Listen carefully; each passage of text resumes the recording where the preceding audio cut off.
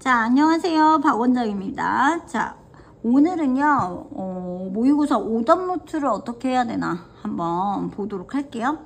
지금 샘플로 보여드린 이 오답 노트는 선생님 제자 중에서 가장 열심히 오답 노트를 잘한 친구의 오답 노트를 샘플로 가져왔어요. 자, 우선은 문제 유형에 따라서 오답 노트의 어느 부분이 필요한지 한번 보도록 할게요. 함축 의미 찾기 유형이에요. 그래서 우리가 이 함축 의미라는 게 밑줄 친 이 부분의 속뜻을 알아내는 거잖아. 그래서 이 함축 의미를 찾을 때 이 친구가 가장 잘한 거는 내용 정리라고 생각해요. 선생님은 우선은 주제를 잡았고요. 내용 정리로 내용이 이렇게 되어지니 이 부분은 보통은 가장 중요한 정보를 물어보거나 비유해서 쓰는 부분이잖아요. 그래서 주제를 먼저 찾는 그런 부분이 되게 중요하다라고 얘기해서 이걸 뭔가 도식화해가지고 그렸어요. 그래가지고 이런 식으로 해서 이 답이 도출된다 라는 얘기를 했고, 그리고 지문상에 모르는 단어들은 꼭 인덱스, 형광펜으로 인덱스를 쳐서 정확하게 그 단어가 떠오를 수 있게 했고요. 그리고 아래 단어를 다시 적기도 했고요. 뒷면에는 이 지문들을 해석까지 해가지고 한 그 페이지에 해석이 같이 들어가기는 안 했거든요.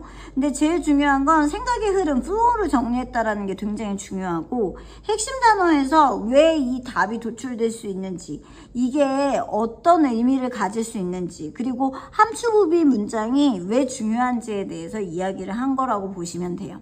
함축의미 문장은 다시 말하자면 주제문을 무언가 빗대거나 비유해서 쓰는 문장이기 때문에 주제문을 찾는다라는 생각으로 생각을 확장시켜 나가야 답을 정확하게 쓰실 수 있고요. 보기 5가지 해석에 대해서도 굉장히 고민을 많이 해야 된다라는 부분을 말씀드려요. 보기 5가지가 정확히 의미하는 바가 뭔지 생각을 하면서 답을 찾아야 한다라는 부분 중요합니다.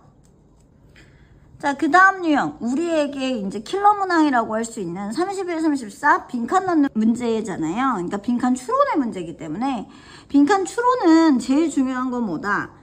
물론 플로우도 중요해요. 하지만 단서되는 문장에 따라서 이 주제에 해당하는 빈칸에 뭐가 들어갈지를 알아야 되기 때문에 제일 중요한 건 빈칸을 한번 넣어보는 게 중요할 것 같아요. 그래서 빈칸을 넣어보고 대강의 답을 조금 유추한 다음에 접근을 하는 부분이 되게 중요하고, 플로우로 사고의 흐름을 정리하는 것도 중요하지만 정확하게 이게 제일 중요한 중요 문장이거나 아니면 주제문을 다르게 써가지고 표현하는 문장이기 때문에 그 문장에 뭐가 들어갈지를 아는 거는 단서되는 문장을 찾는 거고, 그 단서되는 문장을 어떻게 다른 말로 표시할지 그 부분이 굉장히 중요하다라는 걸 아실 수가 있고요.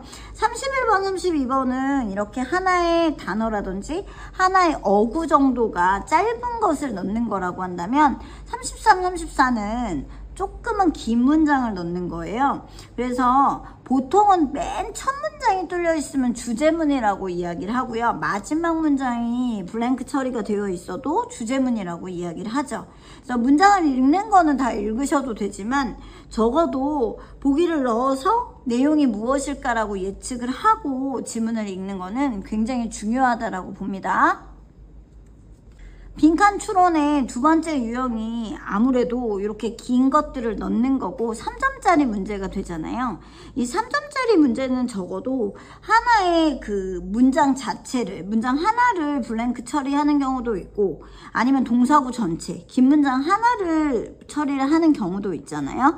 그래서 내용을 추론을 할 때 중요한 건 위아래 문장의 맥락을 보고 문장의 위치를 확인하는 건데, 사실 이런 문제가 오히려 보기가 길기 때문에 내용을 확인하기는 훨씬 더 좋아요. 근데 이 문제가 안 되는 친구들을 보면 의외로 구문이 안 되는 친구들이 많아. 그래서 앞에 so they can 이라고 했는데 여기서 이 can 다음에 올 수 있는 것이 동사 원형일 거 아닙니까? 그러면 그들이 누구고, 그것들이 누구고, 무엇이고, can 다음에 어떤 동사가 와야 될까를 생각을 하면서 한 번씩 보기 5개를 넣어보고요.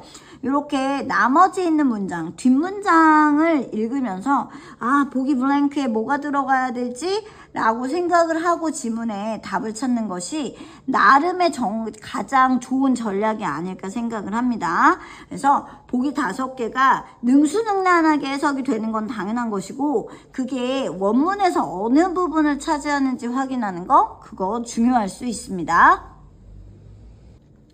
자, 그 다음에 나와 있는 유형은요, 어휘 유형이에요. 문맥상 낱말쓰임이 올바르지 않은 거. 우리가 이런 문제를 찾을 때 제일 중요한 거는 반의어로 접근을 해라 라는 얘기를 되게 많이 하거든요. 그래서 1번, 2번, 3번, 4번, 5번 반의어로 접근을 해서 반대말을 떠올리면서 이 문맥에서 위아래 맥락을 찾는 문제이기 때문에 그렇게 찾아야지 라고 생각을 한다라는 겁니다. 자, 중요한 거는 이 친구도 여기 제발 반의어 중심으로 봐야 돼 라고 이야기를 했잖아요. 보기 5개를 똑같은 비중으로 줘서 지문을 읽어낸다 그러면 시간이 많이 들기도 하고 또 어려울 수도 있어요.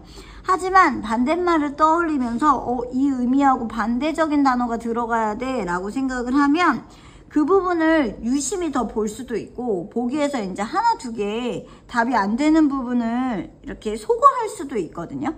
소거를 하면 그만큼 답을 맞출 수 있는 확률이 높아지죠. 그래서 맥락 문제는 제일 중요한 건 위아래 맥락이에요. 윗문장 혹은 아랫문장에서 그 두 단어가 서로 의미적 모순이 있을 때 답이 안 되는 거거든요. 그리고 최근에는 문제 유형 중에 한 문장 안에서 만약에 이 단어가 답이려면 사실 앞에 있는 문장이 반대 의미가 되는 경우도 나오기 때문에 30번 문제 반대말로 중심적으로 보자라고 접근을 하는 건 굉장히 중요하고요. 똑같이 플로우를 정리했고 문제마다 해당하는 것의 중심으로 뭘 봐야 된다라고 이렇게 간단하게 정리한 부분 굉장히 좋았습니다. 마지막에 이제 순서 추론 지문인데요. 자, 오답을 선택한 이유에 대해서 되게 명확하게 썼습니다. 이 논리가 되게 중요한 거라서 아주 이제 단어가 연결되는 부분을 본인이 착각했다라고 적었거든요. 이렇게 오답 노트를 하면 사실은 그날에 실수한 것들이 떠올라서 다시 한번 나한테 각인을 시키기 때문에 다음번에 문제를 풀 때 그 부분을 생각을 하고 푼다라는 거죠. 그러니까 이 친구가 지금 앞에 뒤에 이것을 봐가지고 이어지는 줄 알았고 C가 그 뒤보다는 앞인 걸로 추측을 했다라고 해서 본인이 오류사항에 대해서 적었어요. 하지만 그것이 아니었다라고 생각을 했고 그 부분에 대해서 이제 플로우를 적어서 왜 아닌지를 설명을 해놓고 답을 적은 거죠.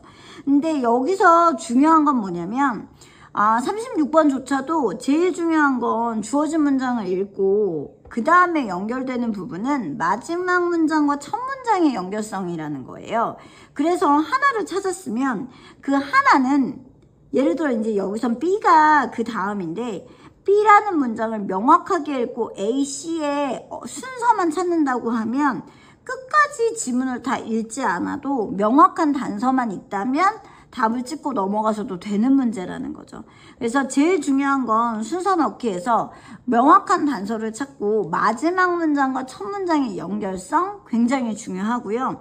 원래는 B나 C로 시작하는 보기 배열이 나왔지만 육모 때 깨져가지고 A로 시작하는 것도 나왔습니다. 그래서 여기서 자유로운 뭐라고 해야 돼? 보기 배열이라고 얘기하는 거에 가장 영향을 많이 받은 건 순서 추론과 문삽이었다는 거 꼭 기억해 주시고 답이 그쯤에 보기에 있었다라는 것들을 조금 깨고 지문을 읽으실 필요가 있습니다. 그리고 그렇게 준비하시는 게 그래도 올해에 맞는 전략이 아닐까 생각합니다.